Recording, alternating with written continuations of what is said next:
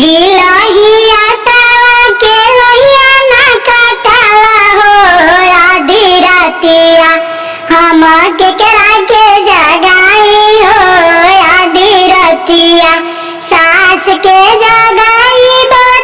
ससुर किसी आई है आधी रातिया हम केकरा